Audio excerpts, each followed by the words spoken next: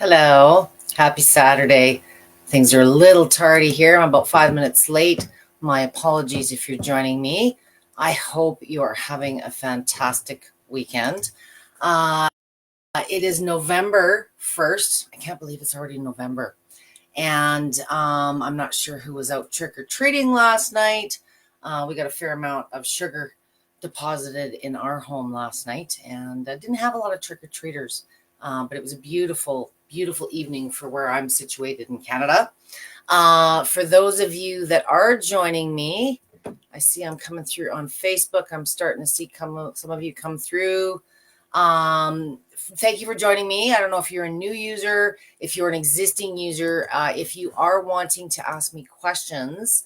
If this is your first session, I kind of go through a little bit of a crash course, if you will, and I like to leave a healthy amount of time at the end for questions. So please, if you are not on the main Lifepro Facebook page, not the VIP group, I do share this into a couple of spaces. And if you have questions for me, make sure that you're on the main Lifepro page, and you can, it takes about, sometimes there's anywhere from about a 20-second to a 1-minute delay. So if you do have a question, just keep that in mind. Join me now. Just sharing this out. If you are a new user, if you are dealing with any health issues, not supposed to be bearing weight necessarily, perhaps you are fearful, I invite you to add a stool to your session. If you don't have a bar height or a counter height stool, certainly using just even a chair. And just sort of get a little bit of a demo. I will be starting seated. So I invite everyone to join me for that. And if you're able to stand on your own, of course, certainly you're welcome to do that as well. But if you are fearful, a lot of people do use the plate seated. And sometimes it's just, it's more of a wellness or a feel-good thing than a workout. So I see some of you coming through. If somebody could just let me know if they can see and hear me. Okay, on the other end, I will get my ramblings going. Ping, ping. I see many of you now. Yeah, somebody could just let me know if they see and hear me. I will get my ramblings going. I believe this is the 6th or the 7th session that I have done of this nature. And it really depends on the mix of people. It's next to impossible for me to cover every aspect of a vibration machine adequately in the short period that I have. Sandra, you're my girl. Thank you. Looks and sound good. You're looking pretty good on your end too. So I'm going to get shaking. And as I said, if you're just pinging in, I saw a bunch of you join here just now. Hello, Mary. I know you. Mary's a vibration plate user for years. I use it for lipedema flow. She has Durkheim's, mast cell, EDS. And you know what? She's got a lot of things that I am very versed in. I have a couple of support groups specializing in vibration plates. I have been a specialist. I'm almost in year 20. It's crazy that I've been doing this so long. I do not have a chronic illness. I do not have a chronic condition, but I got into this many years ago. Everybody's got a reason, why they looked at the vibration plates, or, what drew them towards the benefits that they offer. And for me, I blew my knee out dancing at a Christmas party many, many years ago when I used to be a banker. And I was a bigger girl. I was always very athletic, but I never really exercised for purpose. Back in the 80s and the 90s, we didn't really start going to the gym and as a woman until Jane Fonda said it was okay. So I was told at 30 that I was old and that I was fat and that I needed to have a total knee replacement. And initially, I needed to find a way to lose the weight because I couldn't do the running and the jumping and the things that my knee used to support. So fast forward 20 years, a lot of investment and time on medical grade vibration plates. And I've learned I have a skill set to support any user, regardless of whether you're using medical grade, home grade. But what I can tell you is, regardless of what type of vibration plate, what model you may be using with Lifepro, a vibration plate is, let's simplify it. It's simply a tool that makes activity easier, kinder. It reduces the amount of time that you have to spend exercising. It reduces the amount of impact that many of our traditional activities, even walking exposes us to. But there's one key thing that's missing from the marketing, all the claims, and even within Lifepro's lineup and support.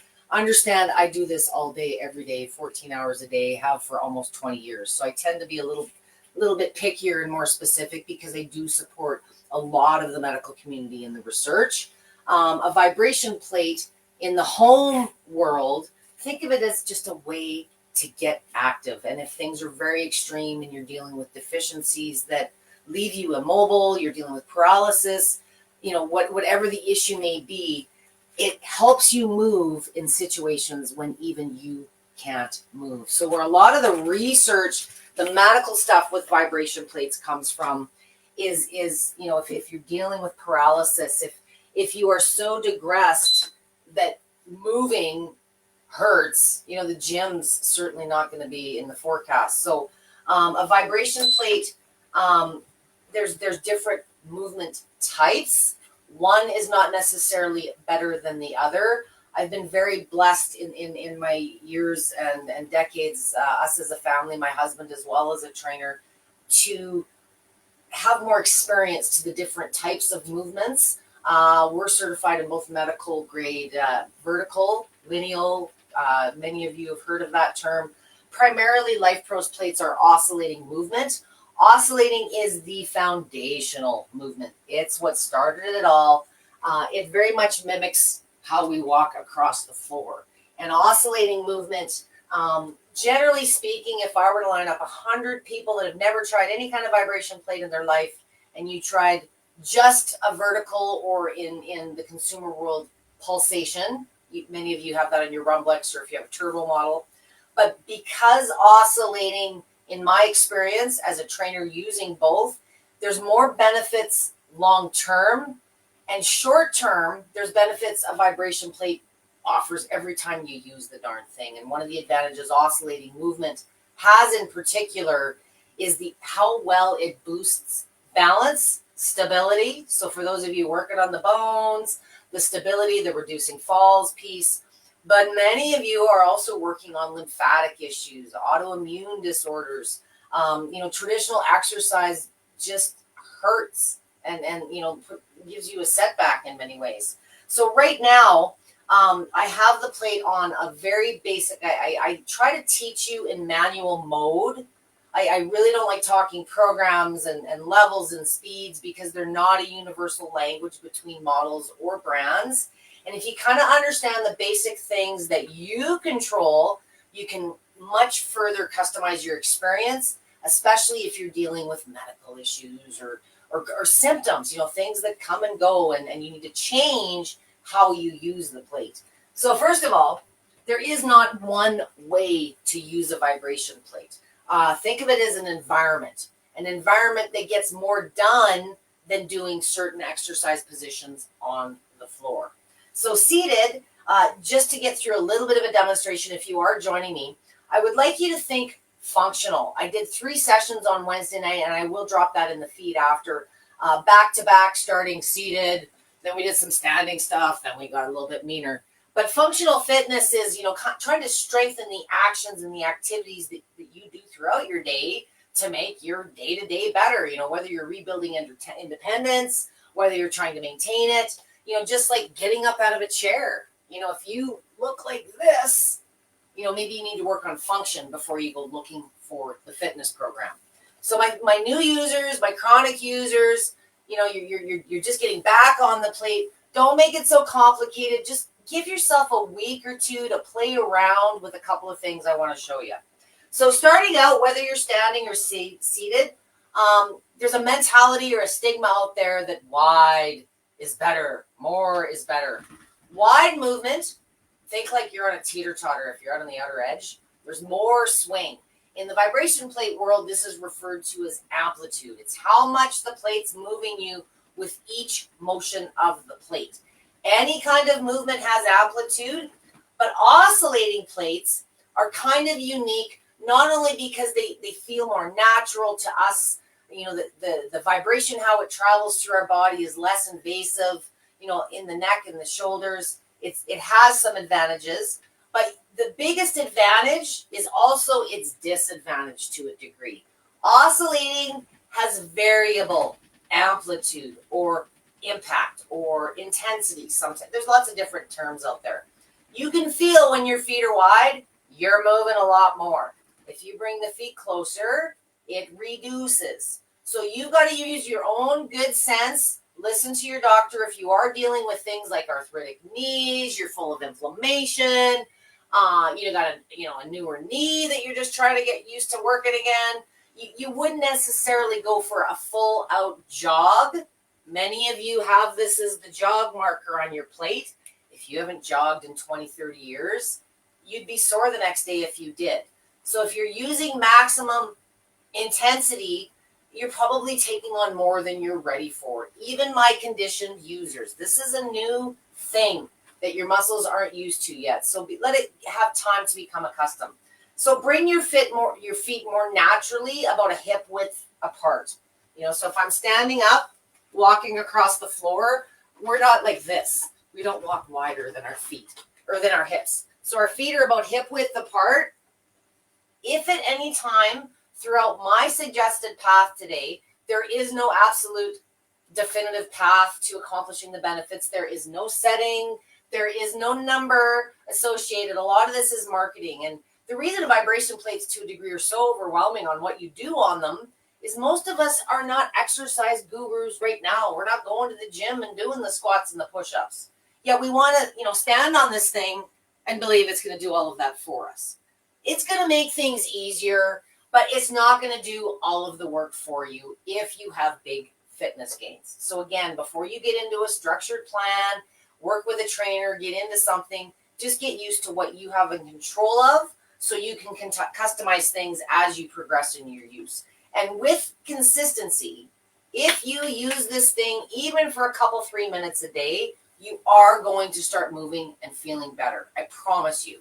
Consistency is absolutely the key. So while I'm sitting here and my feet are about hip width apart, there's another mentality that we should start slow or we go low. This isn't a treadmill. There's a couple of things that you will find, especially for my chronic or new users. I want to challenge you to bring your speed up a little bit. I'm working on the Mini today, which has 99 speed. So I'm going to bring it up to a 30 to 40. Bring it up a little bit. If you're working on a Rumblex, try the 20-30 range. The really slow speeds in oscillating movement, also referred to as pivotal, also referred to as side alternating vertical. There's a few different names out there. Everybody's trying to make it sound like something different, but it's this kind of movement. You'll notice with your feet closer together, as you get going faster, it's a little bit smoother. The slow speeds are very choppy. They're very destabilizing. They're very much like a motorized Bosu ball to a degree. And because of that, there's a couple of studies out there associated with better balance.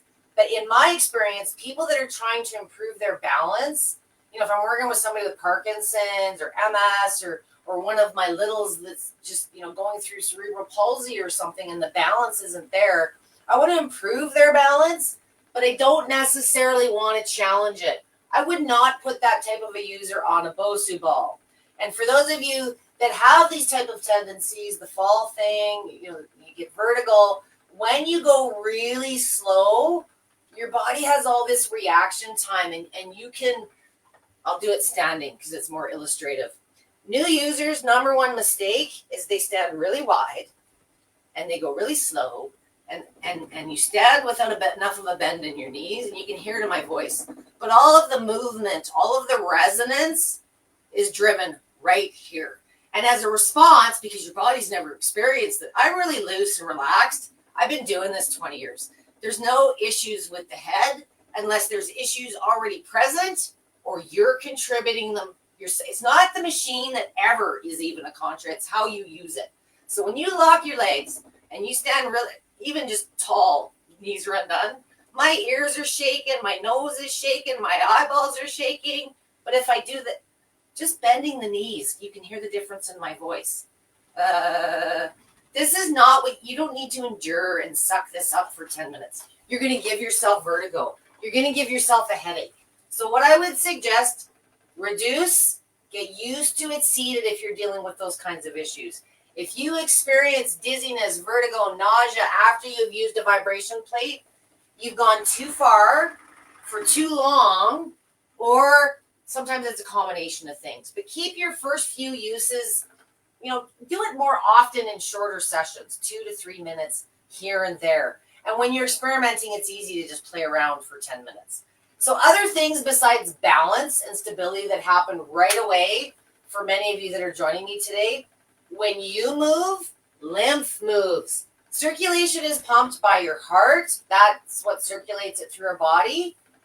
Movement stimulates our lymphatic system. It forces our muscles to engage and become part of that process. So even if you're having your worst day and you lack the ability to stand and move, this is where a vibration plate has a bit of an advantage over other activities, because you can get that lymph and that circulation going. If you are someone that fatigues easily, a vibration plate reducing the amount of time that you exercise will allow your muscles, your lymph, your circulation to have more activity in a shorter time. Here's the next caution. It feels really good when you're using it. If you've got achy pain, you've got swelling, all these things that it's not a condition thing. Symptoms overlap between lots of different conditions. So pay attention to your symptoms and let them drive when you should use it. My ankles are all, I got cankles, I got no ankles. If you're sitting at a desk all day, a couple minutes before you head out the door, a couple minutes when you get home, a couple minutes when you need some energy and some flow. For those of you that are able to stand, the biggest advantage that a vibration plate offers is over any other therapy, if you're looking at this from a therapeutic perspective, you're going to get more lymph and more circulation, almost a rush of it, like a turbo boost. So please the second caution is to be very cautious of time if you are dealing with sluggish lymphatic, any kind of circulatory issue, the blood clots, the varicose veins, whatever it may be. If you're dealing with compromised lymphatic, your circulatory issues, be conservative on your time, because you know what? Even though this does an awesome job of getting things moving, most people don't take into account that if the body's not so effective at moving things, you want to make sure they can handle the surge and dissipate the amount of volume that you are subjecting it to. So I've been rambling 10 minutes. If you're a new user, you're probably feeling really itchy and tingly. That's the increase in lymphatic flow. If it feels really, really severe, like my first comment, there's a condition out there called MCAS. MCAS means mast cell activation syndrome. MCAS is a condition, and there are others, but it's the most common, where through new or an increase in activity, and again, this is a turbo boost, it reduces, you get more effect in less time. So it's the turbocharge of that circulation and that lymph. Your body with MCAS pre-releases histamines. It has, it's a response it has to this activity. And a lot of times what you may be experiencing, if the itch is severe, you're breaking out in hives. I have seen this. You've definitely done too much. When you're dealing with conditions, it's easy to overdo it and feel sore the next day. But if you're dealing with lymphatic issues and you wake up with, footballs for arms, maybe there's some blockages issues. So you could be doing some prep work if that's you.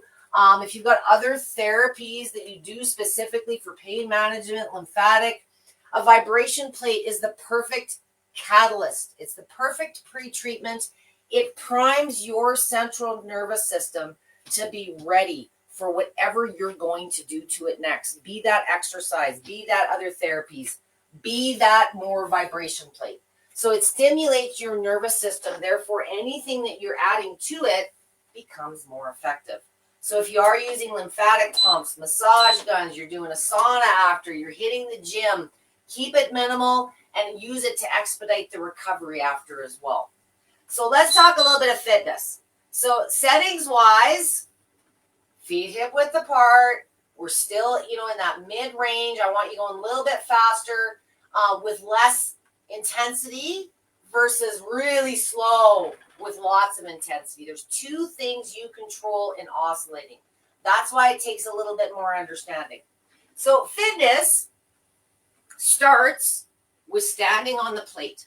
And many of you have been led to believe this is all you have to do.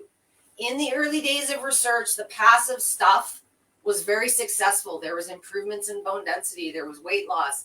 Was it because people just stood on the machine and it was this miracle tool that did everything? No. But a vibration plate increases your exposure to gravity.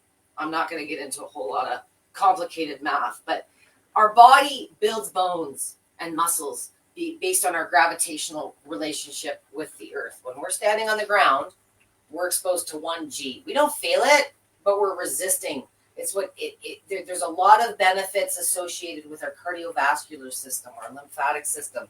So if you want to understand the benefits of health and how imperative actually gravity is with our health, do a little bit of reading on that, do your chat GPT in. But what a vibration plate does, and the average home machine, including Lifepro, we're max settings, which I don't recommend anyways.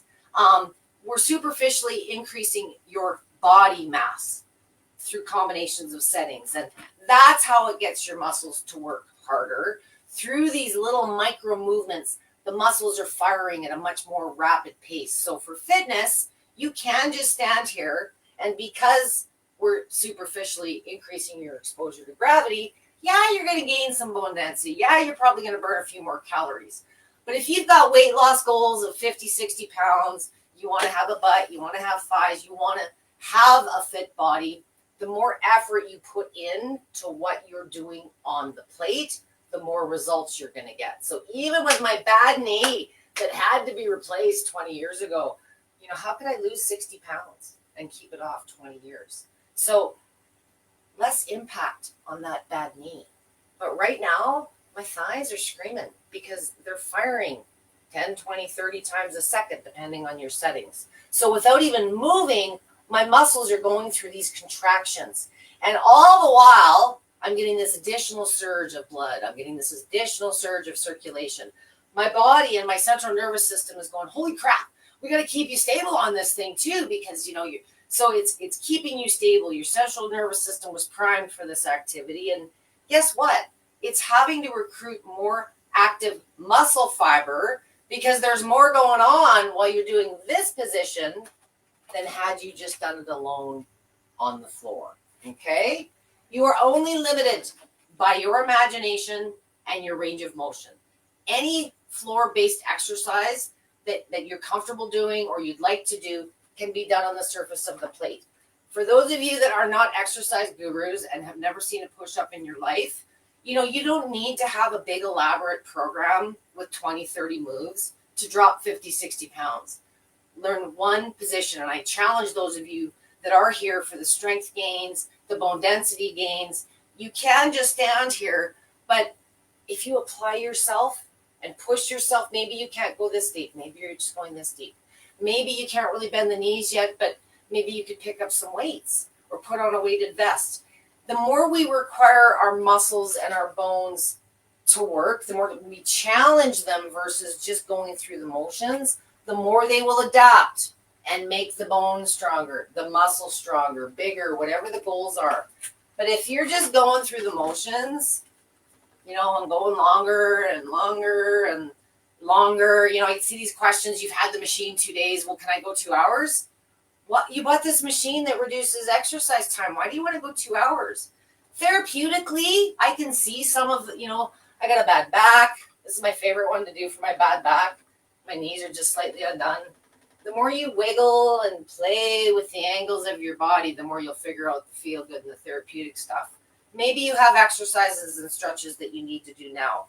But if you really want to get fit and you really want to lose weight, consistency and working within your range of motion to a level that challenges you personally.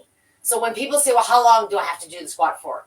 Well, I don't know. I've never worked with you. Are you pooping out after 20 seconds or 30 seconds? Me, because of the bad knee, and I'm just a busy mom. I don't like a big half, 3/4 of an hour workout. Some people do. It's their mental escape. But for me, my morning consists of about a minute of some pelvic tilts, just sort of warming up, doing what feels good. And then I do 2 to 3 really mean, I'm not even moving till I can't hold myself up anymore. I'm a 53-year-old woman. If I get my stuff done earlier in the day, it's boosting my metabolism. It's giving me energy. And you know what? After I do my session in the morning, my knees sure feel a whole lot better. That surge of circulation, lymphatic fluid, the popcorn knees, as I call them. When I come down the stairs in the morning, my knees sound like popcorn. When I finish my time in the morning, it's much more fluid, loose, and prepares me for my day. Throughout the course of the day, if I've been hunched over my computer, if I didn't, really do my workout yesterday, maybe I'll come do some push-ups. Maybe I'll come, just sit on it and clear my texts out for a while. So I truly, I like to plant seeds, but there's probably collectively 700 to 800 sessions that we've done between myself, Amber, and Roseanne. We have 3 completely but similar ways of using the plate, just like a treadmill or weights. There is no definitive step-by-step book in how to use a vibration plate. The easiest way to be successful with it, because most of you go looking for a reason, you want to lose weight, or you're working on bone density, or maybe you're recovering from a surgery or an injury. There's really, in my world, no contraindications to using a vibration plate once you understand there's many ways you can use a vibration plate. So when people come on and say, oh, I have diabetes, can I use a vibration plate? Well, there isn't a diabetes setting, but what is it that you're working on? Are you trying to, improve blood flow? Are you dealing with circulatory issues, or is it a weight loss thing? Are you trying to thin the blood? There's lots of different reasons. Exercise is beneficial for diabetes. This is just an easier way to exercise, and it can be, of course, a feel-good therapy, self-care tool. Is a vibration plate okay for a hip replacement after a hip replacement? Well, I don't know. Was it last week? Was it last decade? What kind of shape were you in before it? Are you doing any rehab? A vibration plate can be an awesome tool for a post-surgery situation, but you individually, your aftercare, your after patient treatment, are you dealing with a physio? There's usually a path of recovery, and guess what? Usually it involves some type of exercise. Maybe you're not able to bear weight yet. There's modification to those exercises. Again, a vibration plate is just a tool to make the activities easier and more accessible with less time and effort to the user. So there's usually modifications that can be made. The only personal contraindication I would like some of you to be mindful of is blood clots. Again, not saying you can't use a vibration plate, but I want those of you that are dealing with known blood clots or are at high risk. If you're at high risk for anything, be that blood clots, you've got ear or eye issues, please be responsible and be conservative in your time. 9 times out of 10, any issues that I do have is related to overuse and simply taking on more time and or intensity than you're ready for. So remember, even though it's only a 10-minute machine and it feels so great while you're on it, it accelerates the effects of what you're doing on the floor. So you have to adhere to your doctor's guidelines.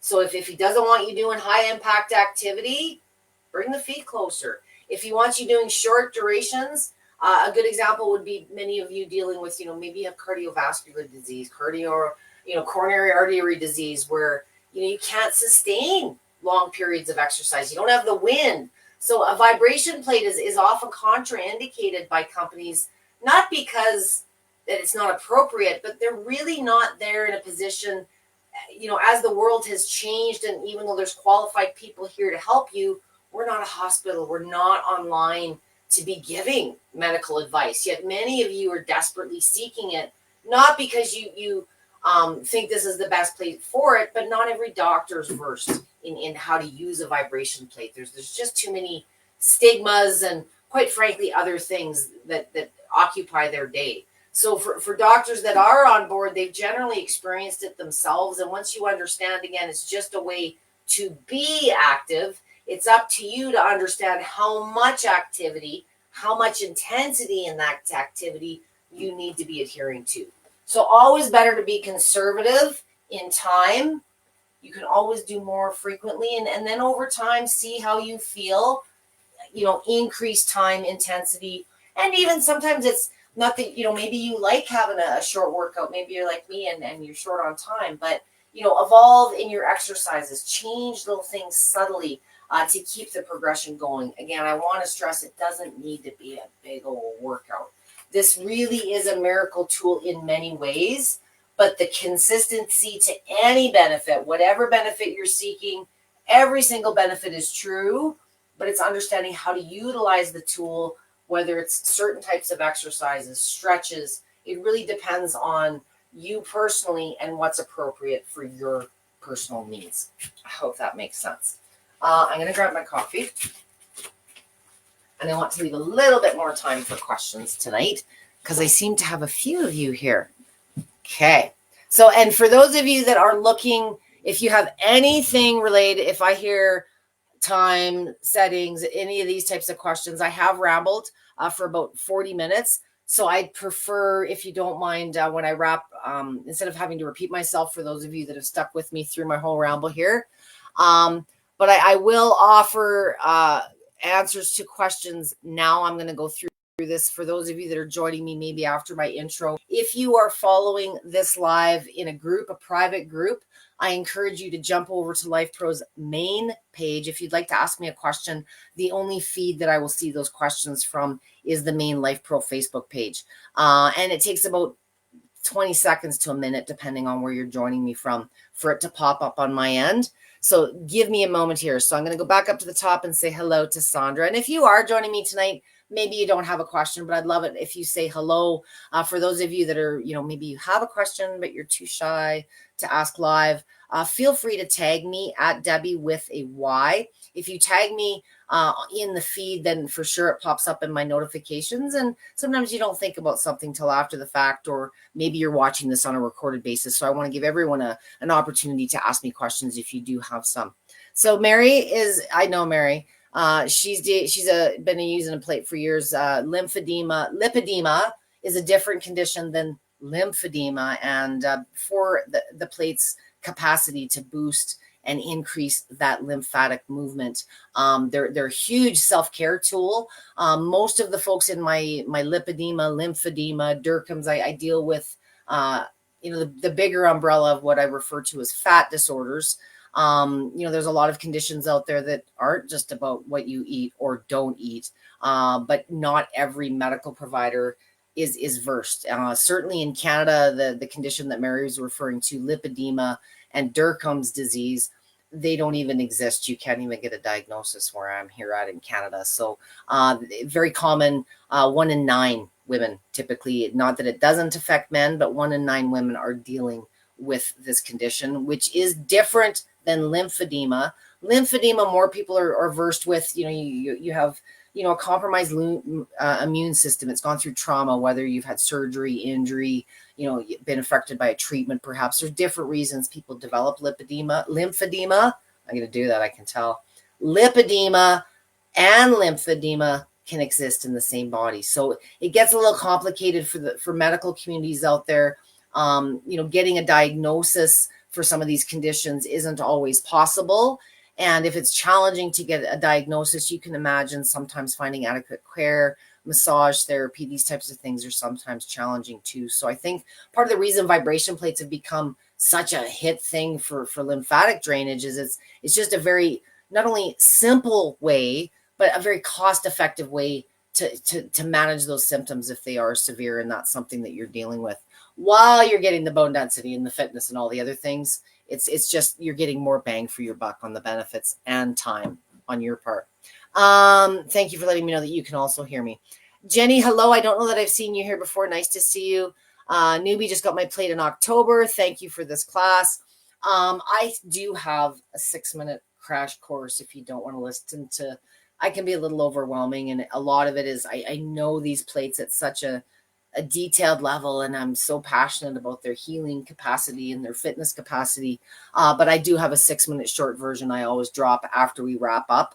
I'll drop that in the feed if you need a shorter version of my ramble that covers a bit more today. Sarah is saying, same, I love it. Sarah's a new Rumblex owner in great plate model. I'm actually using the mini today, but I've got the Rumblex Plus is actually under the step there in the corner. For those of you that are dealing with chronic issues, I've done a couple sessions on, what's the best plate? There is no best plate because I typically get a few questions. I'll just cover this off quick. The best plate is the one that you're going to use the most. So if you're dealing with symptom management, you want to use it in the bedroom, and then you want to have it in the kitchen by the day, and you're going to take it to the cabin on the weekend, you probably are attracted to some of the compact models. Know that the smaller a plate is, in my opinion, the less appropriate it comes for fitness, and in some cases, even standing, I don't recommend. What plates are marketed as and what pictures they have people on is I come from a different lens of most people are dealing with something, and let's deal with the deficiency before we get into the fitness routine, if you will. So the little itty bitty plates, especially the ones with the bumps, they're typically, in my opinion, they're better as a seated use or a second, maybe light travel machine. If you've got goals of standing on a plate, sometimes if they're too little, they're almost kind of tippy and unstable. You want to have something light enough that's portable and you can move it around. If your goals are more fitness, you've got a dedicated space. Know that the more things a machine does, by the laws of physics, the bigger and the heavier it's going to be. And here's why. Sometimes you hear companies like, oh, well, we got 2 motors, so we're better than their one. Well, no, each movement type requires its own motor. So if your machine does this, that's one motor. And my Rumblex owners know what I'm talking about. So this is oscillating. If you have pulsation, you need a different motor that's moving the plate this way. And if you have lateral, then there's a different motor that's moving the plate this way. And then when you're combining them or 2 of them or 3 of them, the 3D and the 2D, all of those motors are working in conjunction with each other. It's not one motor doing all of the work. So you'll never get what the Rumblex does in something that's this big because there's not enough room to put all the guts. But a machine has to have a certain amount of mass, when there's that much going on. So that's why the Rumblexes tend to be a little bigger, a little bit heavier, because there's more going on under the hood with the motor and the components required. And if you are looking at doing fitness, sometimes, maybe you're not able to do fitness right now, but long-term, that's the goal. You may want to lean.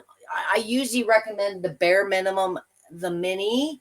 It's got a little bit more size. It's just under 20 pounds, maybe just 20 pounds. It's still light enough that, it's maneuverable. You can tuck it in the backseat of a car or the trunk.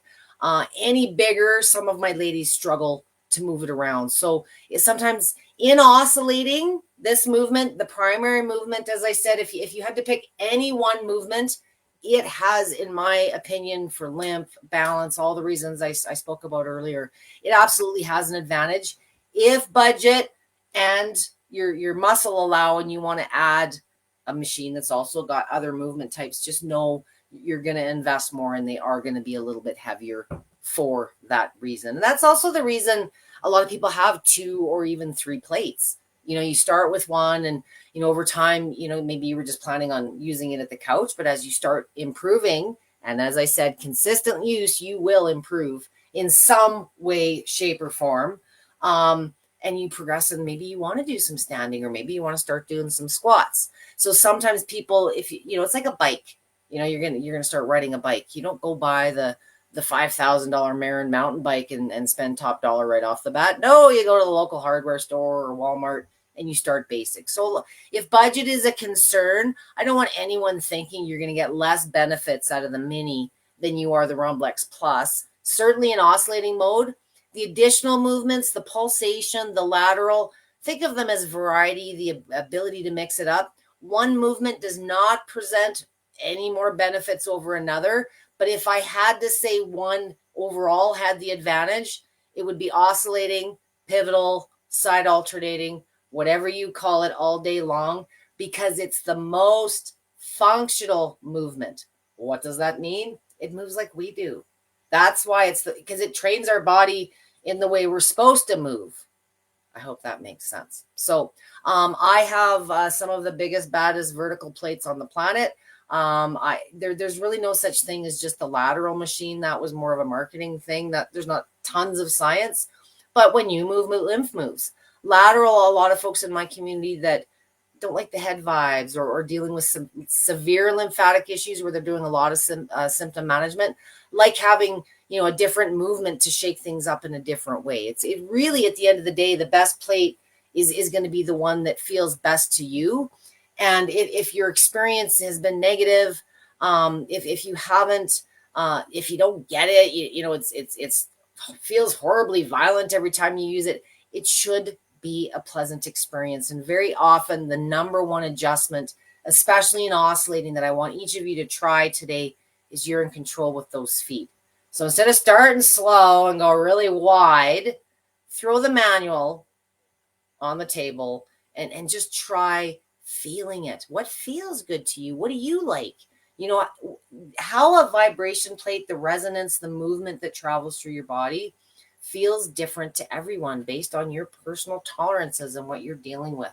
If you're a larger user and you're carrying more mass, be it because you're tall or you got more muscle or you're working on weight loss, your body absorbs it differently than a child that might be 20, 30 pounds. So the settings will never be universal for the same reason that when you go to a physical therapist or to a trainer at the gym, there's never one program that works for everybody. Otherwise, we wouldn't need personal trainers and doctors because it would just be the same thing.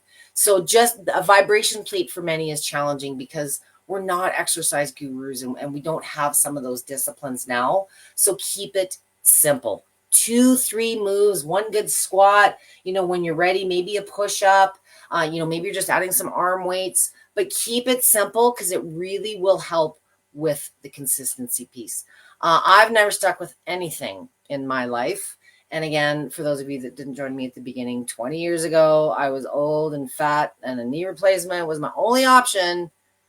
20 years later, I'm like the world expert or one of them. I support a lot of children's hospitals. I support a lot of medical conditions, and it just did so much for me personally. It was a natural thing for me to want to provide and share my experience with each of you, because it can very simply be accomplished. It doesn't need to be this big intimidating thing. I want you to be successful with your plates. And I think the simpler you keep the routine, the more you're going to find that's the case. So let me get back. I got off tangent there. Jenny's a newbie. Sarah has the Rumblex. You're going to love all of these. Shelly says she loves hers. Mary came back. I hope using twice a day, morning and evening for 10 minutes is okay. Mary, you've been using it for years and years. It's okay. So what I would suggest is if it's fitness gains, the only time I kind of get a little bit nippy about time, if you're using it for feel good, sometimes you need to use it as long as you need to. But if you've overdone it, I don't like, Lifepro has to put parameters, guys. They're not here to be giving you medical advice. So they have to say 30 minutes a day, and they have to put it 10, because in theory, the little bit, there's lots of research, but the research out there, unfortunately, everybody has said, well, 30 minutes max a day. I'll tell you right now, I got people using it 5-6 hours a day sometimes when they're recovering. But that's an intimate discussion between me, their doctor, and them, based on their situation. So you can use it for extended periods. If you've overdone it, guess what? You're probably going to be tired and you're probably going to be peeing lots. If swelling is an issue and you've overdone it, well, you might have more swelling. Your body will tell you if you've overdone it in some way, shape, or form. For symptom management, Mary, I do prefer more often in short sessions. If it's fitness, I'd like to see some effort. You can't just keep going longer and longer, especially if you, in the lymphedema community, you got hypermobility, you got these things. So reducing the amount of time for the work stuff is ideal. I'd prefer you push yourself and fatigue faster in the fitness. And if you are going to spend more time, make it the feel good stuff, the massaging, just the lymph movement, those type of things. So it's like if we go to the gym, how long do I need to be at the gym for? Well, it depends what you're doing on it, right? It really, how long can I go for a walk? I mean, everybody's going to be different. So it's not that simple. But if you're a new user, which I know you're not, Mary, you're kind of one of those exceptions. But if you're a new user, you know, it's not, yeah, a lot of people use it half an hour a day, but I wouldn't do it at one time. You are going to pay for it in some way, shape, or form. But you know, it's just over exercise. That's really the harm that you're going to subject yourself to. Mary says, standing while I'm pumping my lymph system. That a girl, she's talking about doing prep work on the lymphatics, right? That's a great way to do it. What is a conservative time? It depends on you. Are you in a wheelchair, Sarah, or are you walking 20K a day right now? Conservative time to me is probably under 5 minutes. You know, I'd rather you go back and do a little more later. Think of it like a tanning bed. You know, if you overdo it, you can't take it back. You know, so go a few more minutes. And if you didn't get enough of a tan, you can always do a little bit more later. If you're dealing with anything chronic, Sarah, be more conservative. So under 5 minutes for sure, but make sure you reduce the foot distance as well. A lot of times it's the amount of movement and too much time. And, you know, you got to back off and build up from there. I don't want you overdoing it and being sore the next day. And if you're dealing with issues, you'll know what I'm talking about. Kat says, can't wait to rewatch the cord. Yeah, I ramble too much. And sometimes depending on the questions, I get on tangents. But I will, Sarah, drop. There's also a 6-minute short version of just a crash course you can follow on the plate, starting and standing and progressing from there. Sarah says, are the hertz for multiple modes additive? I don't know what that means. The hertz are how many times per second the plate is moving. Hertz are not necessarily levels or speeds. So in oscillating mode, the average machine out there is anywhere between, in the Lifepro lineup, it's a little higher. It's going to be the 12 to 15 hertz range. The average machine on Amazon, some of the pink and white ones, I don't want to do brands, but some of them are as low as 10. So that's how many times per second it's moving. So instead of it just being 10 speeds, they break them into different speeds or levels to give you more variety and, you know, more adjustability. You can more fine tune if you would like that.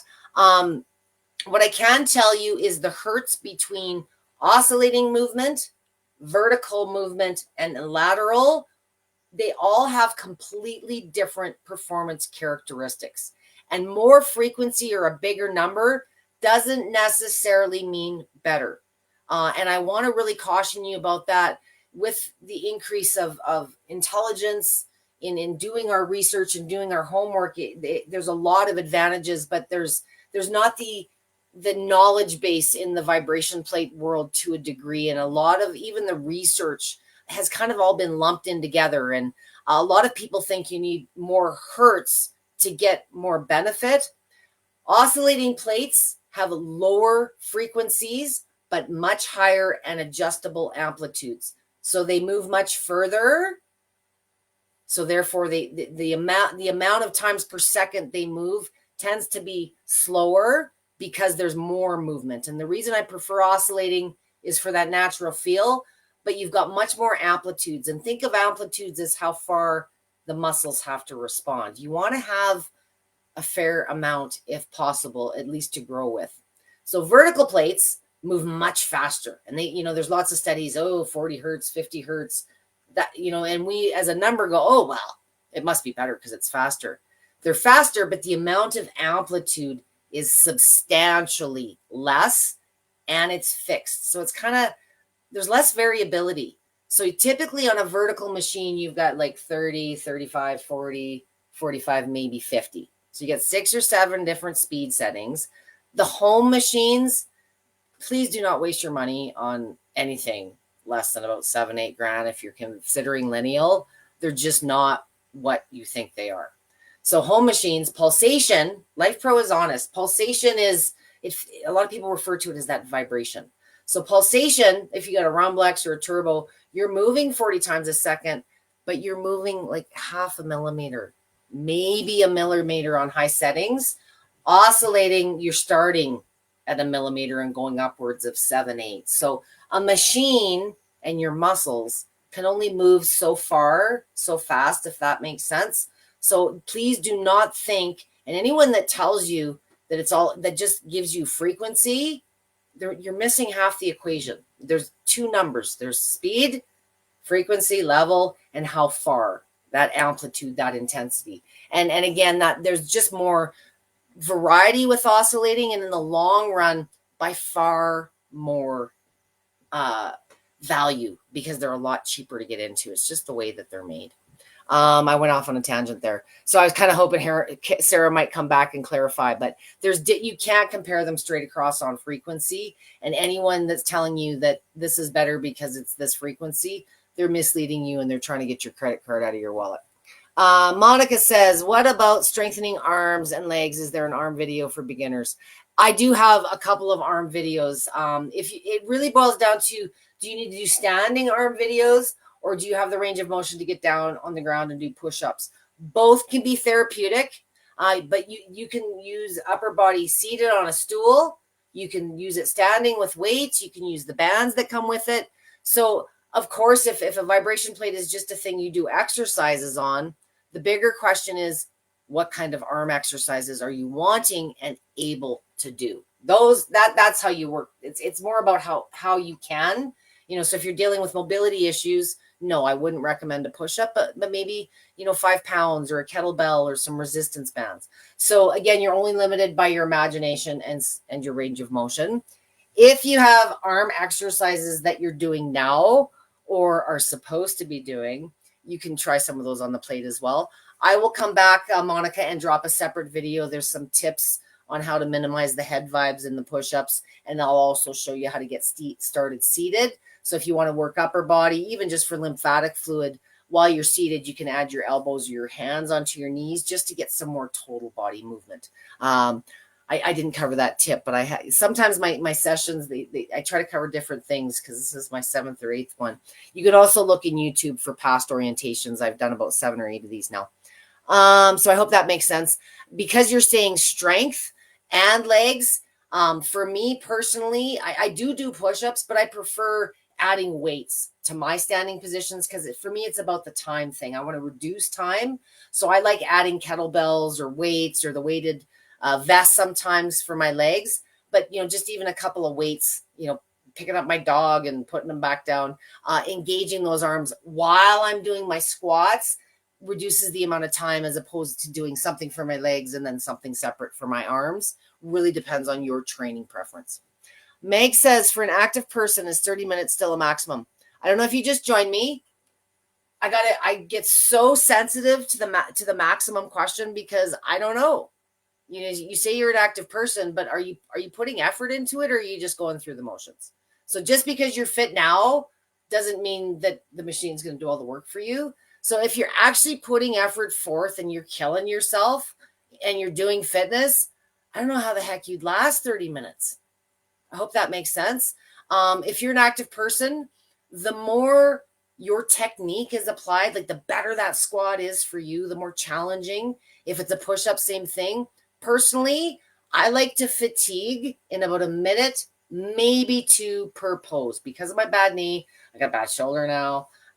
So for me, I like more HIIT style training. If you like longer durations and drawing them out, maybe you're building up for endurance, or you're a triathlete or something, it's more about how you train. So is there, safety reasons why you can't use a machine more than 30 minutes? Actually, there's really not.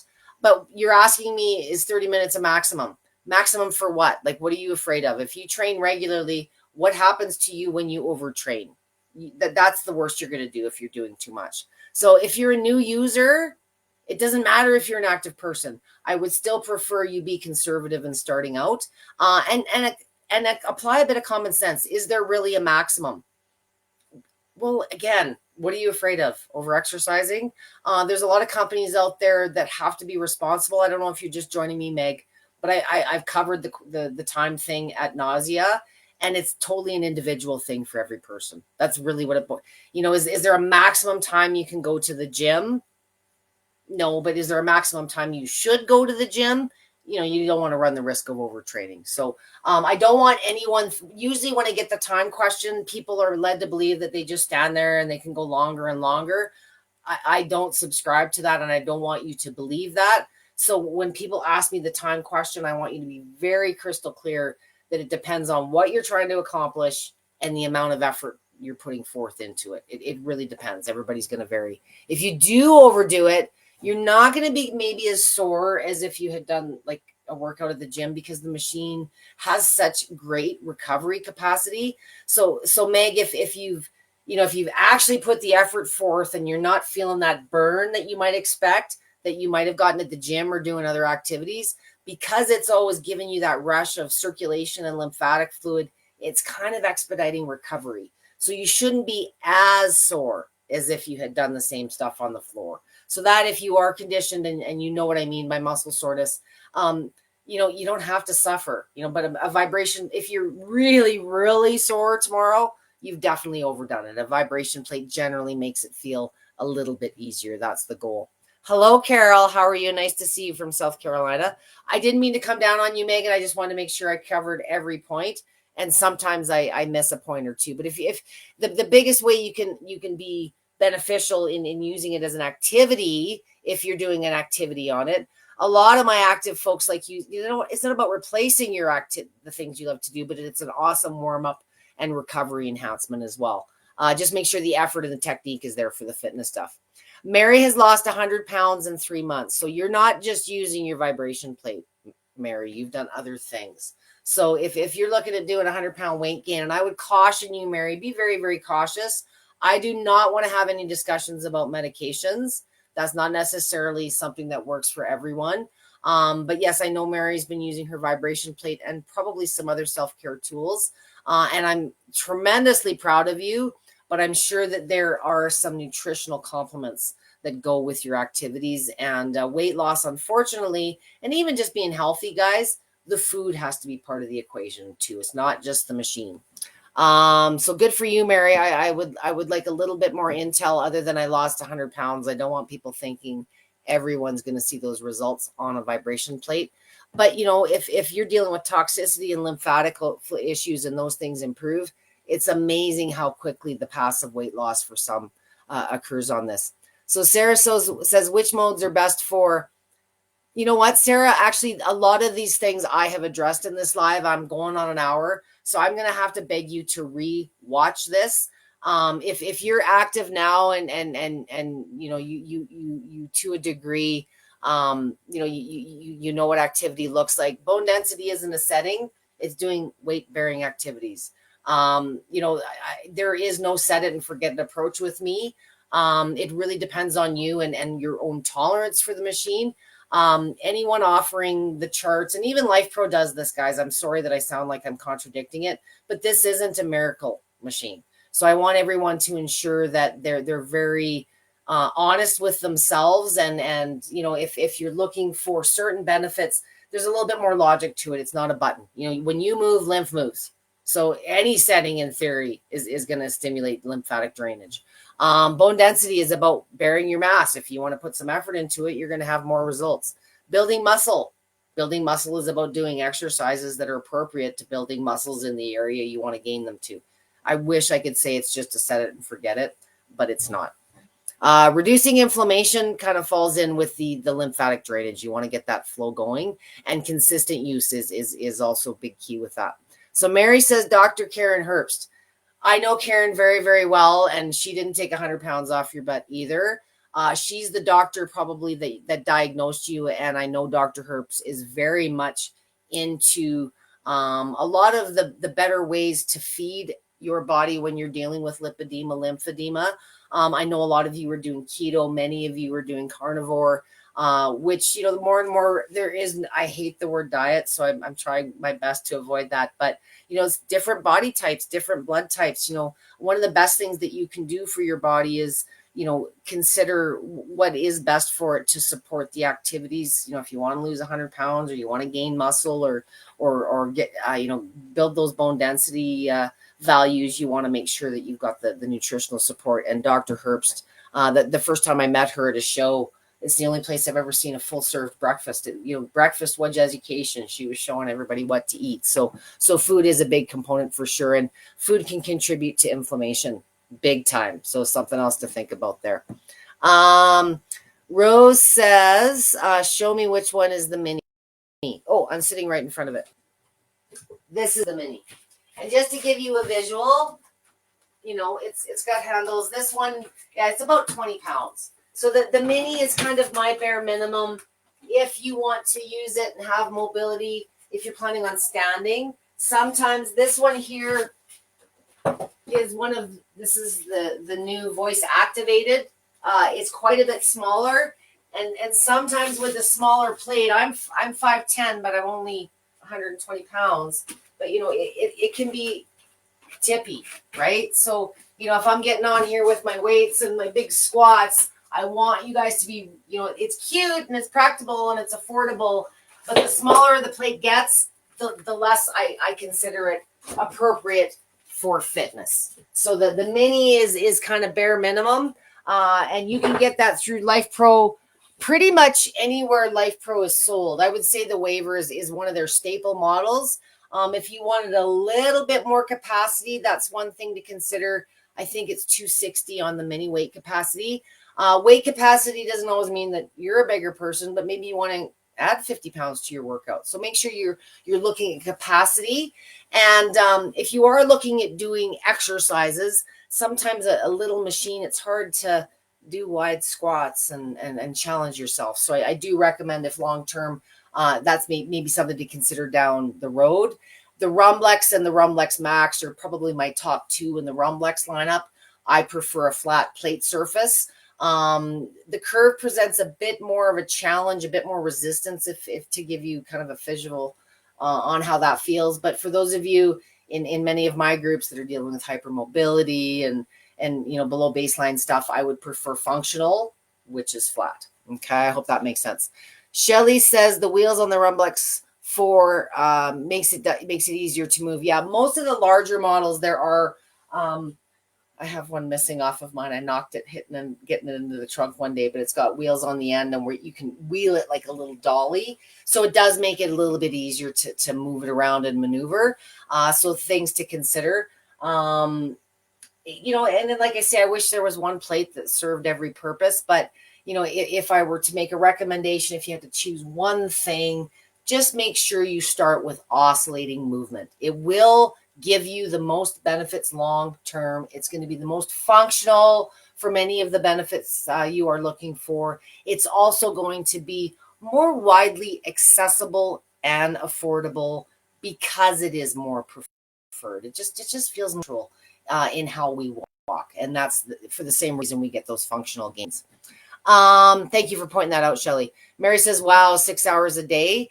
You know what? Some people train that long. So, I do have some very conditioned athletes, and, I don't want to say everybody should go use their vibration plate 6 hours a day.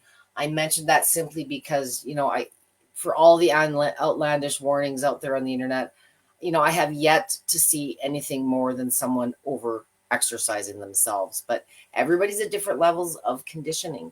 I know some of my martial artists and my triathletes, when they're in training season, 8 to 9 hours a day of different types of activities isn't uncommon. And, a vibration plate, maybe you're doing some massage, maybe you're doing a stretching session, maybe you're, dealing with incredible fatigue issues, and it's the only thing that gets you through your day. I would by far rather see you overuse your vibration plate than go reach for something out of the pill cupboard. So use your own discretion. If you're super, super sore or really, really tired the next day, you've probably overdone it.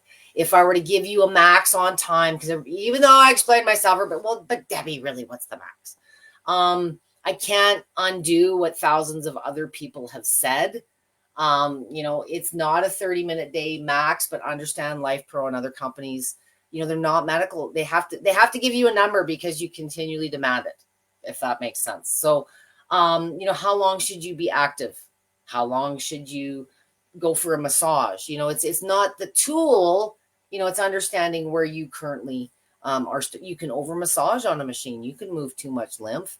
You could be sitting on the toilet peeing all night or pooping all night because you moved so much fluid. So anybody can overdo it. If you have overdone it, please don't be discouraged. Reach out to me if you do need assistance. And if you're dealing with something medically, just be conservative starting out and make sure that you have that discussion about activity with your doctor. This is just a way to become active. So understand, are there exercises you should be focusing on? Are there stretches that you should be avoiding? Sometimes there's answers there, but now that you've got this thing in your living room, it's like this foreign language and I don't know where to start. So don't freak yourself out. And sometimes the more you read, take it out of the box and just play with it. You'll learn more experimenting with than you'll ever learn in the manual and all the blogs online. Quit being afraid of it. Mary says, I need to step up my game. Well, I hope not to 6 hours a day. But if you just lost 100 pounds, you need to slow the heck down and get into recovery mode because you need to start that skin. The skin takes longer than the weight. Annie says, I've been using my waiver for approximately 4 weeks. Suddenly, I am developing swelling and itching around my eyes. I'm prone to eczema, but I'm familiar with detoxing. Could this be absolute? I was just going to say it's detox. You took the words out of my mouth. Could this be detox doing the plate? I'm currently doing 10 minutes on level 2 times a day. So I hope you watched my whole session.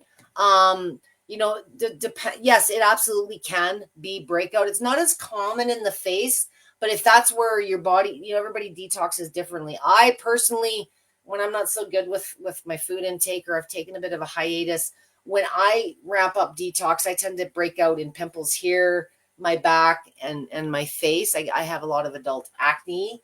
But I also feel really like lethargic when I'm detoxing and I ramp up my detox with other things as well. So it could be partly due to that. And, with eczema, sometimes psoriasis, I see it too. Sometimes it gets a little worse before it gets better. I don't want to say that's absolutely the case. Be mindful. Are there other creams or other things that you've maybe, even food things? But sometimes, yes, an increase in the overall effectiveness of your circulatory and your lymphatic system, and the fact you're about 4 weeks in, you would have, if you're using this thing consistently, it is absolutely, your body's not going to detox overnight. So maybe you're just getting to some of those deeper stages. Make sure you're supporting your body and is that due to a detox or is it a deficiency because of the detox? So just maybe a few things to be mindful of. But yeah, absolutely. As you increase lymph and circulation, for sure, you're ramping up not only your detoxification, but that expediting of the, that end transaction. You're making the body more effective at expediting its own waste and all the processes that come with that. So where the deficiencies, as those areas improve it could absolutely be related, but rule out other things too. And please don't be spooked. Like I say, it's certainly not going to hurt improving and helping the body get some detox going on. So Sarah has no chronic issues. Okay, that's good for you. Sometimes they're intermittent things. You could fall off your bike tomorrow. So I just want to make sure everybody understands that you're always in control. And it is ultimately your own personal experience and preference. I just want to give you kind of that foundation so you can progress and navigate as you do get into more challenging things, or if you do have a setback. I just want you to understand it's never a yes or no with me. It's always a depends. And if you've had a setback or someone, you can't do it or you can't, 9 times out of 10, it's just a modification. It's not that you can't use the machine, but maybe you need to change how you use the machine for a period of time. Meg says she's using Rumblex since 2020. Good for you, girl. Is using it for 10 to 20 minutes a day after a meal, help with blood glucose. I'm not diabetic, but just don't want as much of an insulin spike. Again, very much an individual thing. I mean, this is one of those questions you might want to get doing your own research on. There is absolutely studies out there. I'm not going to be able to catch it on the spot, but it's not a vibration plate thing. Is it good for your body if you are active? What does it do to your blood glucose? Like if you're active after a meal, you go for a walk, you go to the gym. What does it do for your blood glucose regulation? The vibration plate is just a way to be active. So if being active, which I'm pretty sure being active after a meal helps with blood glucose regulation, therefore by association, yes, a vibration plate is going to help with that. But if you're not a diabetic, I'm wondering why you're watching this. Are you doing intermittent fasting? Are there other things? I'm not sure where your question's coming from, but a diabetic would be monitoring this, so they could probably know if this is something that's improving. I work with a lot of diabetics, And within my pool, my stepmom, Helen, hi, Nanny, she's one of the questions here. She's diabetic.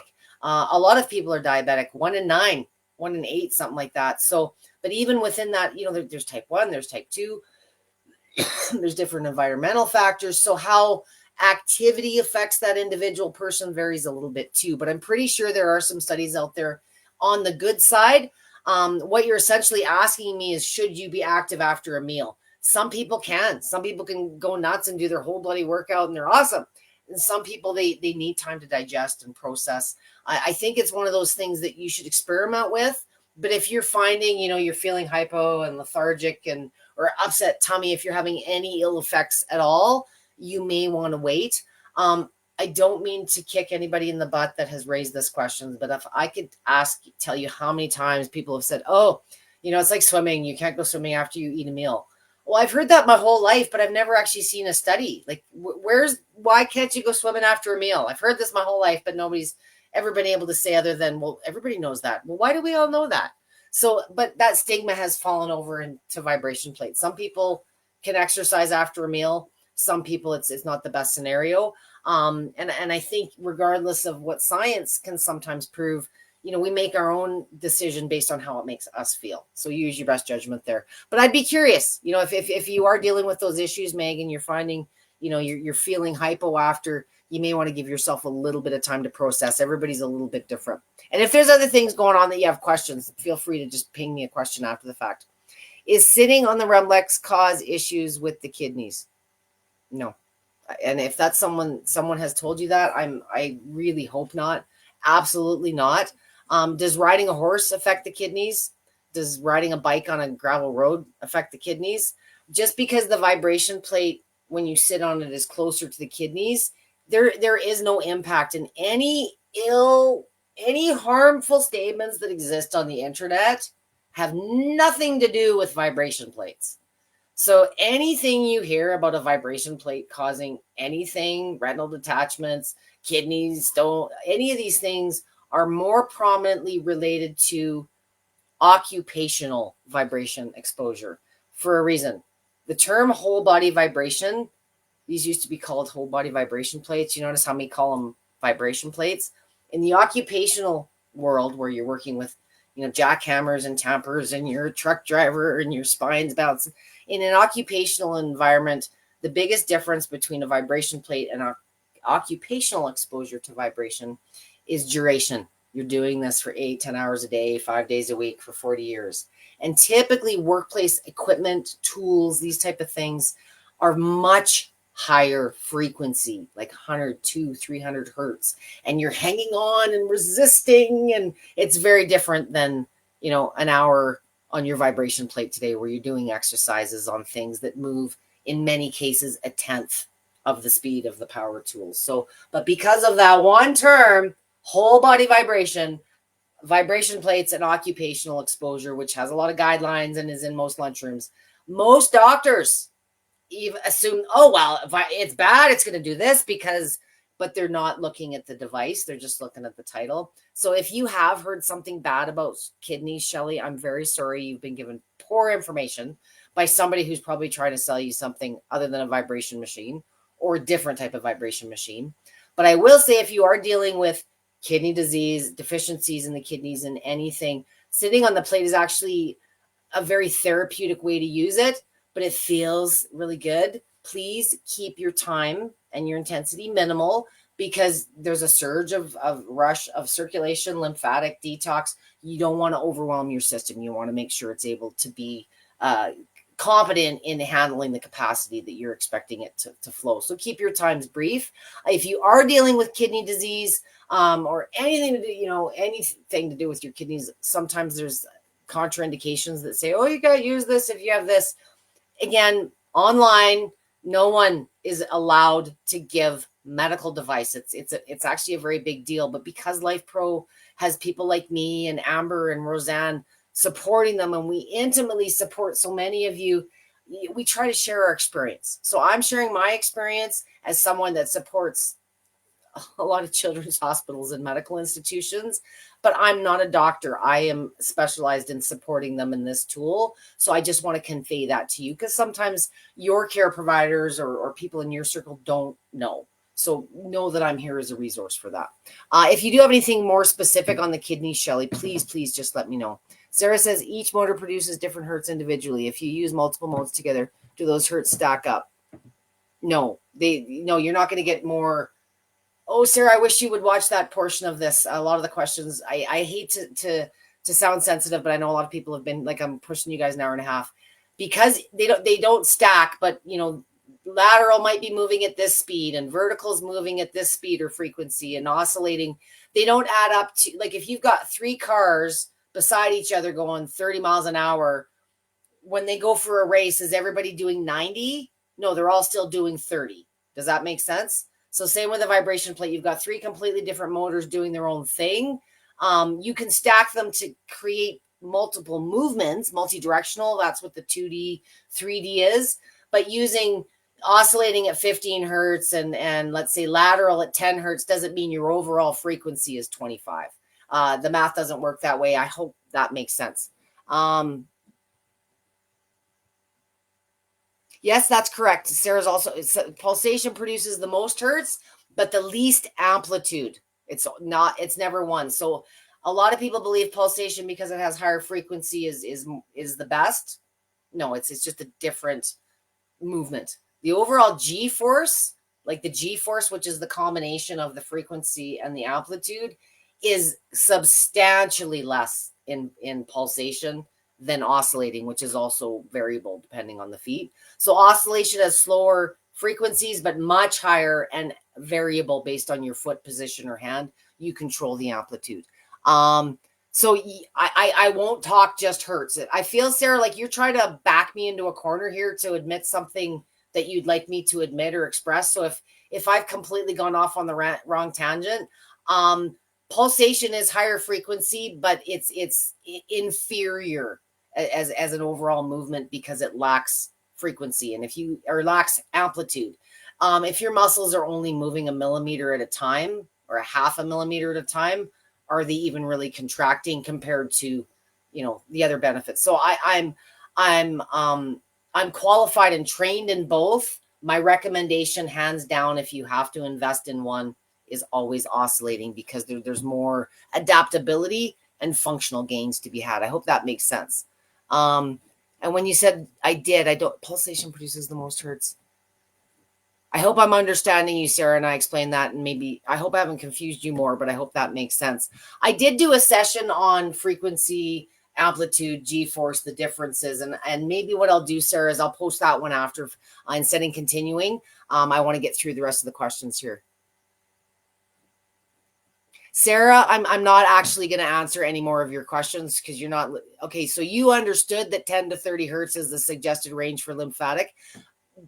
Maybe Lifepro has told you that. Any movement is going to improve lymphatic movement. And when it says 10 to 30 hertz, that's 2 completely different type of machines. So wherever you're getting your information, whoever's conveying it is trying to sell you something. Could be Lifepro. But if they're trying to sell you something, or they're trying to withhold information, you need to know the amplitudes. Otherwise, it really means nothing. If you dig into any of the studies out there on lymphatic drainage, it doesn't talk about, there's few of them because it is a logical thing when you move lymph moves. But 10 to 30 hertz, it's including vertical and lineal, and it's just really bad information wherever you're getting that from. I'm not saying it's your information. I'm saying, and this is the downside sometimes with AI as well. It's lumping all these studies in together, but you can't compare an apple to an orange. Like, they're completely different fruits. So you can't just compare on frequency. It's very, very misleading. And in the research world, very reckless. Anyone making claims otherwise, they're trying to sell you something. I hope that makes sense, Sarah. I will drop a video for further explanation. I don't want to talk about this anymore. It's not an easy topic. And I want to give everybody a chance to get their question answered. Jenny says, I do have issues with shoulder and can't do floor strength push-ups. So I do arm exercises with the weights. That's good. Is doing one type of movement good for all the muscles? No. I would say, probably if you wanted to get certain muscle groups worked, or, you want to use certain types of devices, wrist resistance bands versus weights, just Google. This is where AI is great. Best 3 upper body moves, or best 3 shoulder exercises. And, if you're having shoulder issues, you've probably worked with a doctor or a physio that had some exercises they had suggested to you. It really depends. Are you trying to work on, should you be working on circular motions, reaching, if there's range issues, sometimes short-term getting things functioning better before you add that mass is about, you want to get stronger. But if you can't lift your arm, you got frozen shoulder, you're not going to be able to do some of the full range exercises that might be more beneficial. So sometimes you got to do a little bit of therapy and feel good stuff before you get to those bigger gains in fitness. And I think you'll find the flexibility will improve. I would say probably the best way to get started is, maybe just, without even adding weights, just get comfortable with moving your arms around in your standing poses and work those range of motions. Maybe do, some self-resistance exercises just to get comfortable with doing those while you're standing. Get the coordination down first. And then, maybe pick up a couple of soup cans. If, there's lots of things sometimes you can use around the house too, without necessarily spending more money. A lot of the plates come with resistance bands as well that attach to the plate. So you can use those to go through some resistance exercises while you're on the plate. Google those too. There's a bazillion out there. Hope that makes sense.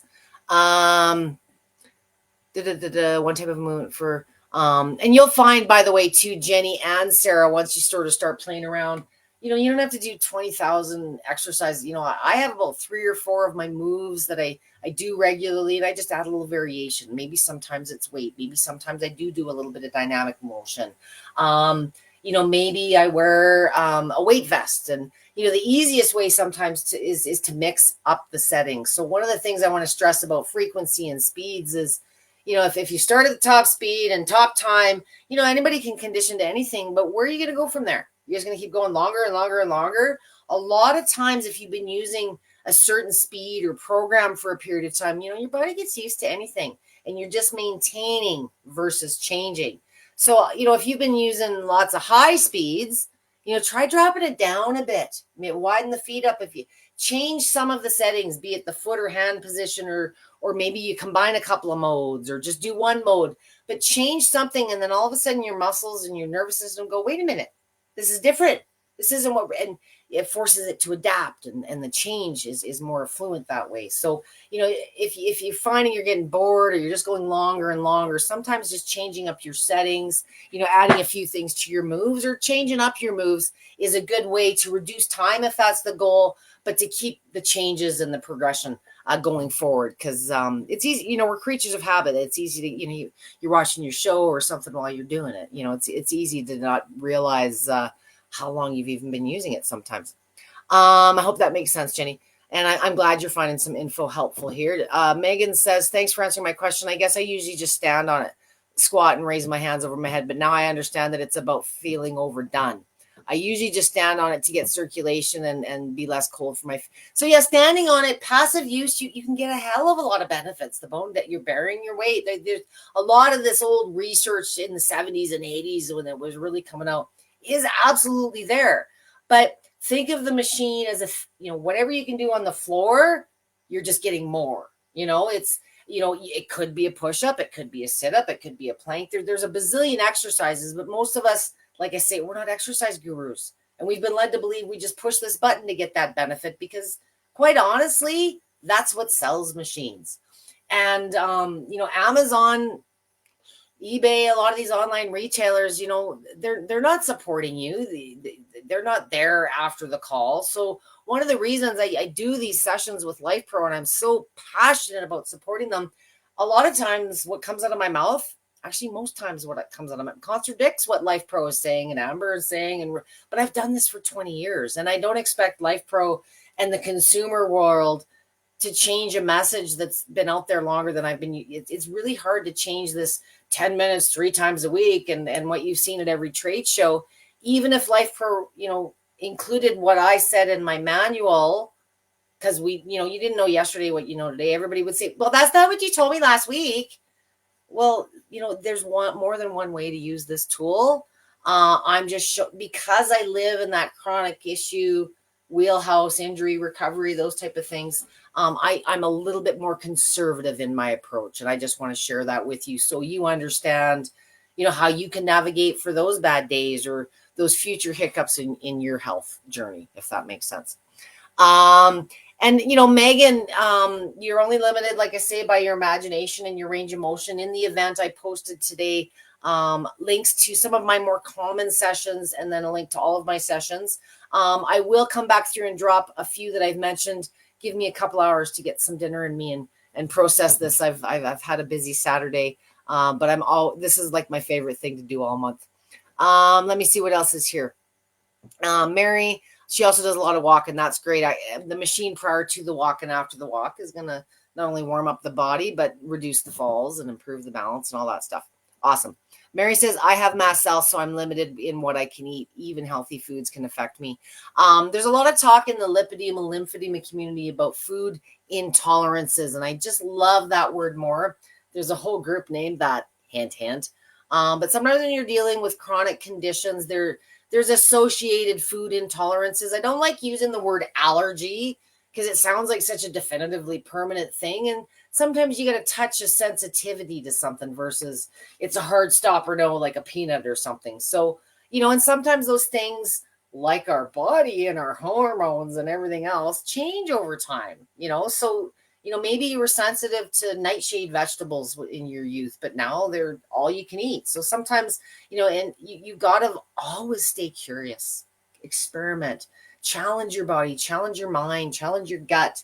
And I think when we start becoming complacent and, it becomes easy to just become through the motions, that's where we're, not being really fair to ourselves, the time amount of energy that you spent researching this or the diet, whatever it is that you're doing.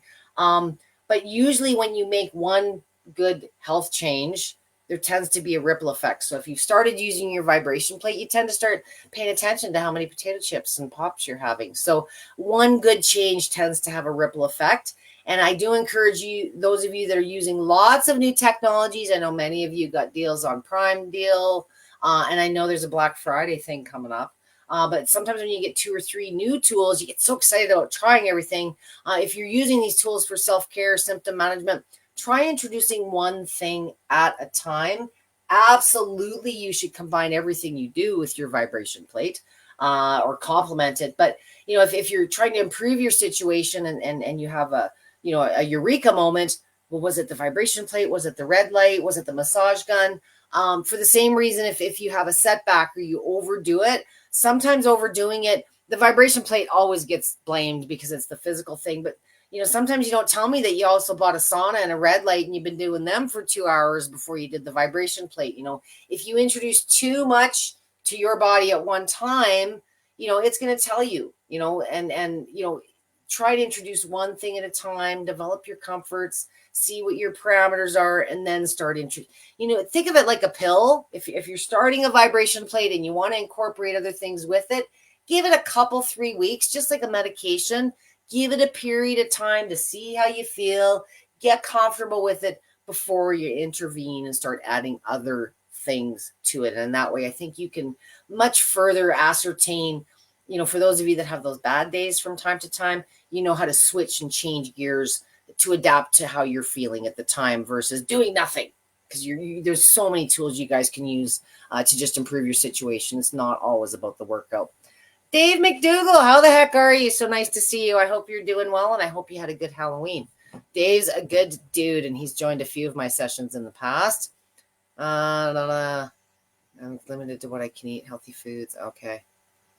Keep an eye out. You should join lipedema, food intolerances, sensitivities, something like that. It's a good place to be if you're not.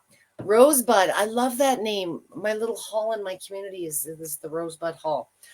She has the mini. Thanks. Awesome. Great choice. It's like I say, the mini. My mom has the mini. Everybody in my family that I get a machine for it because I don't know if they have the real estate, but I know that they tend to get better because I nag them incessantly to do it. So I like the mini. It's enough if you are a seated user, you're in really below baseline health. It's not so little that it's going to be unsafe to use. I'll say it, if it's too small and you fall on your butt, I'm sorry. Like there's better choices if you're planning on doing some fitness, but it's something that you can progress with. So if you tend to do fitness and you start getting stronger and motivated, the mini, I think, Rose, is 260. I've pushed that. That's a guideline. I'm not saying that if you're 280, you can't buy the mini, but don't be jumping all over it and doing aerobics. Be conservative, and sometimes it's all you can afford. So if you're 100 pounds over the machine that your neighbor gifted you for free, use it anyways and start in a chair. Just, there's always a way to work with capacities with common sense. So please, I would rather you use a little itty bitty machine than nothing at all, because you're still going to get a ton of benefit. Compact is sports up to 260. Thank you. I wasn't quite sure. It depends. Some of the hexa plates are a little different, but generally it's 260 to 280, I think, on the main. There's the link to the mini. Thank you, Meg. Thank you for answering all those questions on a weekend night and for giving us much of your time. I'm sure I'm keeping some of you guys on the East Coast up. Those in the West Coast are just waking up and getting their dinner going. Jenny says, does the vibration travel from feet to top of body the same as standing or sitting? No, you're going to have more mass in a standing position. So, and depending on how you stand, the taller you stand, the more that resonance is going to travel up the body. I do want you to bend your knees a bit. You'll feel, if you stand really tall, everything up here is shaking, but if you bend a little bit, you'll start feeling it suppress lower and lower. And again, amplitude, bring your feet closer together. You don't need to be subjecting yourself to jog right off the bat. And when you're sitting, it's different. If you want a little more upper body, add the elbows or the hands to the knees when you're seated. No, Sarah says, nope, trying to understand how to use each mode for maximum benefit. It's not each mode for maximum benefit. It's what you do on the machine. The settings really, I wish they'd never started studying the frequencies and posting all of this, because it's like going to the gym, Sarah. What's the best weight to increase bone density? Well, it depends. Just because I'm lifting 15 pounds and maybe you're lifting 20, does that mean that I'm getting less benefit from you than you are because you're able to lift more weight than me? Maybe I like to do lots of reps with less weight. Maybe you like to just do 1 or 2 reps. It really is a personal tolerance. I like to speak in ranges. So in oscillating, those lower speeds, for me, they just tend to be a little choppy and just not as comfortable. So I recommend mid-ranges. They tend to be a little bit more comfortable. If you condition to faster and can tolerate it, that's great. But I will never say more is better. If I said more was better and everybody went to the gym and started on the top weight of the weight rack, they're going to hurt themselves and I'd be in trouble. So it really is a personal thing. I'm sorry that I don't offer that cookie cutter approach.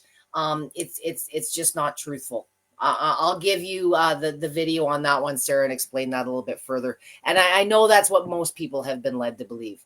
Shelly says she uses P2. So P2 is not the bottom end, and P2 is misleading too, Shelly. The programs are not universal between models. So, you get people, I use P4 and I use P6, but some of the Rumblexes have 8 or 9 programs. Some of them don't have as many. So the presets are just ways of, instead of you having to hit that button 30 times, or once you sort of get a bit of a feel for it, you'll develop your own preferences, Sarah. But I want you to know that it's important that you change and mix those things up so that you don't become stagnant and stuck in that plateau on the goals. Sarah says it's from a physician who specializes in lymphatic drainage. Sarah, can you please be respectful that I've been here 2 hours? She's not a vibration plate specialist. So I don't care that it's a physician that specializes in lymphatic drainage.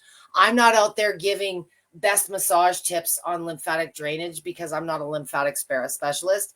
I am a vibration plate specialist, and I would challenge you to talk to your lymphatic therapist, since she's smarter than me, and say, hey, I listened to this session the other day, and logically she said, when we move, lymph moves. So in theory, doesn't any?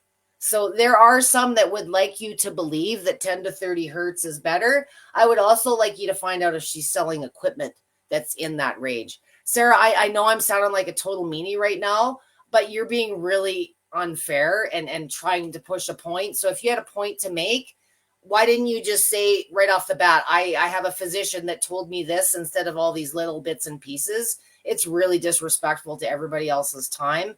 And it's disrespectful to the time I'm giving here today. You want to prove that you know more than me or your doctor knows more than me? Go ahead. Do not follow my advice. You don't have to take my word. I'm just sharing my experience. I'm not here to argue with you over who's smarter about lymphatic drainage. I know my wheelhouse and I'm just here trying to support you. So it's frustrating that it feels like you're not listening to me. So I'm going to leave it at that. I'm glad this was helpful, Shelly. I'm glad this was helpful, Mary.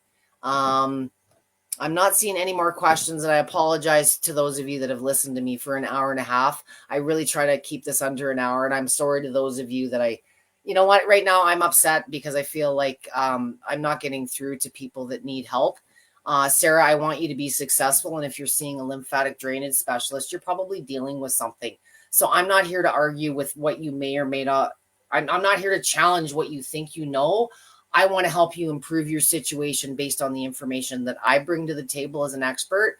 As far as lymphatic drainage, I have 30,000 members in my private group that supports lipedema and lymphedema and many of the specialists in this world. So I'm giving this information out there for free in most cases. I'm not here to capitalize off of your situation. I'm just here to offer help. So if you don't like the help that I'm providing and I just want to make sure you're getting information that gets you using this plate. So use it however feels best to you. And if you prefer to follow your doctor's guidance, that's completely your choice. I'm not here to sell you anything. So I'm sorry I got a little short. It has been a very long day. And I appreciate those of you that have had the patience to listen to me this long. If you're watching me on a recorded basis, please just tag me at Debby with a Y. I'd be happy to get back on any questions later. Perhaps for some of you, you have questions after watching this or couldn't see the full session. Tag me at Debby with a Y and I will happily answer that to you. I'm going to drop a few sessions back in here as I promised related to the frequency, movement types, and I will also drop my short 6-minute crash course for those of you that want a more condensed version. Use your plates often. Consistency is the key. And for those of you that are dealing with those symptoms, use this as your self-care tool. Symptom management is completely different than fitness. So if you do have any specifics on either side of those goals, please reach out to myself, Amber, Roseanne, the Lifepro team. There's lots of variety here. There never is one path to cross the finish line. And there's never just one you. You're all unique, and the approach to your fitness, your health, and using this plate has to be unique to you. We want to make sure that you have success with the tools that you're getting through Lifepro, and consistency, whether it's a plate, whether it's red light, whether it's your sauna. Don't stop if things improve. Sometimes if that knee pain or that fatigue goes away, we stop because we think we've remedied the problem. So for those of you that have used a plate and improved your situation or other tools from Lifepro, continue using those on the Mason. I'd hate to see any of you have a setback, especially with winter on the horizon. So again, thanks for each of you for joining me. I'm going to just check one more time for questions. Hello, Wanda. Nice to see you here as well. Rosebud, I just love that. Now I want to go have Rosebud chocolates. Do you know what I mean? Shelly, I hope I have helped you very much. If I sounded harsh, Sarah, I apologize. It's just frustrating. I'm trying to help you here, not argue with you. Carol, really appreciate your knowledge. Jenny says, thank you. Kathy. Hey, Kathy, nice to see you. I'm glad that you're here. I always know Kathy with her great tan and her hot orange tank top. And again, I thank you for joining me. I'm here every Saturday, first Saturday of the month. Not every Saturday, first Saturday of the month. And I will be here next week with some sessions as well. Be sure to check out the events under the main Lifepro page if you want to check out upcoming sessions. And if you do have something specifically that you guys want to do a session on, if there's something that you're specifically dealing with and you don't find the information you're looking for, we've pretty much covered a session on everything. But who knows? There's new information coming out all the time. So never hesitate to reach out with topic suggestions as well. What you're seeing here live is under the Lifepro main page for 30 days. After 30 days, if it's a live video, Facebook is now deleting live videos after 30 days. So if you've missed one and you want to see it, one of our regular sessions, this monthly session, you'll find it on YouTube after it's no longer available here on Facebook. So never hesitate. It's always there. If you are joining me and you are not a VIP group member, you absolutely need to be. Lifepro's VIP community is a little bit more exclusive. Sometimes there's pre-release products. You guys get a little bit more intel than the general marketing public page, which is where you're watching me today. But be sure to jump over to the Lifepro VIP group if you are not a member or if you're waiting to be approved. It's not an everyday approval thing. Please make sure you have answered all questions to be accepted to the group. If you need questions answered, maybe you don't have your order number, things like that, never hesitate to reach out and ask for assistance through their site. But yes, there's a little bit more information there. So I look forward to seeing you guys there. And you'll see that I do interact, and you can tag me in that page if you have questions as well. Hello, AD. Nice to see you as well. I hope you're having a good Saturday night. You guys need to have a better Saturday night than being stuck here with me. So thank you guys for joining me. Sarah, I want to apologize again for being a little harsh. I get that a lot. I've been doing this 20 years and I don't like to, sound all ego-y, but, I support younger users as young as 6 months. Many of the researchers themselves and myself, when I got into these machines, I was given a lot of misinformation. I hate that word, but I don't, it wasn't correct. And because I have the coaching on both sides of the machines, to me, it's plainly obvious. I could look at a comment and know exactly what kind of machine and what's right or what's wrong information just based on my experience. But most people aren't investing, $250,000 in their lifetime to learn a sport. I have $10,000 machines. I have $20 machines and everything in between, because I didn't have the engineer or the medical training. I've been 20 years in the trenches with doctors, with patients, learning the long term. I don't give a crap what a 3 to 6 month study says. I've had people on these machines 20 years. I have the gift of people that have been fully paralyzed their entire lives feeling for the first time simply because they started using a plate regularly. I don't always know how it does what it does, but it's always generally positive in the long run. So I just want to support you guys on a topic that I happen to be pretty passionate about. So that's where it's coming from. So thank you for joining me tonight. I look forward to seeing you guys again very soon. And like I say, there's quite a few of these on YouTube if you want to check out past versions. We kind of get off on different tangents depending on the questions I get. So thank you for interacting with me tonight and being here as long as you have. Go have some Halloween candy or something. I'm sure a few of you have some kicking around the house or whatever your treat may be. I think Rose and I are going to go get some rosebuds out of the cupboard. And I wish you guys a good rest of the night. Thank you for joining, and thank you for allowing my humanity to come through a little louder than others. I really care a lot about you guys, and I just want you to experience the better quality of life that they've afforded me in the last 20 years. So I hope you guys understand where that's coming from. Have a great rest of your night. Don't work too hard, and I'll see you guys next week.